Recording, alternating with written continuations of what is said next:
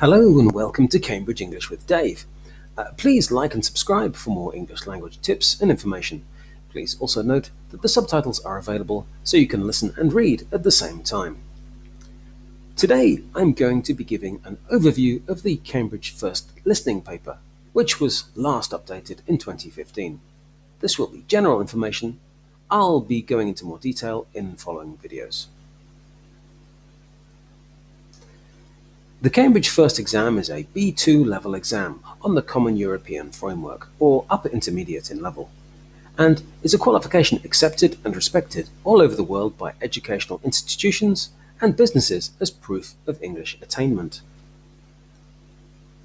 The listening paper, or paper 3 of the exam, is worth 20% of your mark and is divided into 4 parts.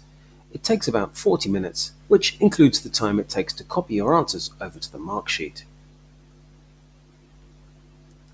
By knowing the format of the exam and rehearsing and practicing with good practice materials, you will be able to ensure that you have the best result on the day, as well as reducing any worries you may have.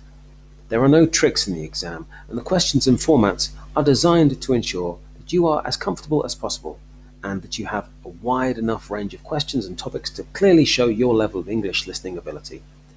This is often found by students to be the easiest paper of the exam, and with effort and practice, it's possible to get full marks in this section. The test examines your listening comprehension with realistic everyday dialogues at B2 level. You get to hear the audio twice, and I recommend doing the questions the first time and checking that you are happy with your answers on the second listen. If you have any questions about the exam, you are given a short opportunity at the beginning of the session to bring them up with your invigilator. Please do so if the audio quality is not good. Very occasionally, the audio in the exams can be poor, perhaps due to poor stereo equipment or maybe strange acoustics. The exam centres should check for this, and you should too. If the sound quality is poor, do make an official complaint to your invigilator. I'll go through each of the parts briefly and give an outline of this paper.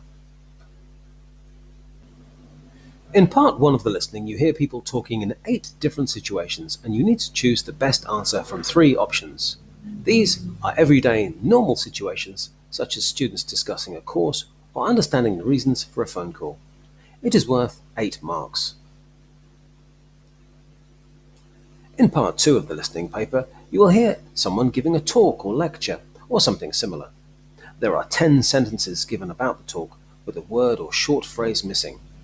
You need to try and catch the missing words and complete the sentences so that they make sense. It's therefore advisable to try to predict what the missing word or phrase may be beforehand. That way, when you do hear it, you may have either guessed correctly, or you will be surprised by the answer and will find it all the easier to catch. This part is worth 10 marks. Part 3 is different. You will hear 5 speakers talking about a similar theme or subject. Don't worry, as you are clearly told which speaker is which, and they have quite different voices, so you won't confuse them. You need to assign a characteristic to each speaker and are given a list of 8, marked A through H, to choose from. This is so that each choice is an active one. It's a good idea to read through these as soon as you can, so you are not rushed during the exam. This part is worth 5 marks. Part 4 is quite similar to Part 1, in that you have multiple choice questions with 3 options. Where it is different, however, is that you will hear from only one person, perhaps in the form of an interview. It is slightly more difficult, as often they discuss 2 or even all 3 of the options given, and then they state which option they choose and why they chose it, so real focus is needed here. This part is worth 7 marks. Remember that you need to copy your answers down onto a specific mark sheet. You need to take care when doing this, as many students have slightly miscopied in the past, meaning they got far lower marks than their language skills deserved. Ensure you factor in enough time to do this after you have completed the exam and checked your answers. In total, there are 30 questions in this exam, and these add up to 30 marks, each question being worth 1 mark each.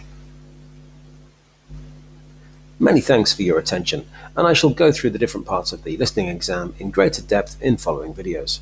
Ask any questions that you have in the comments and I will try to respond as best I can. Goodbye.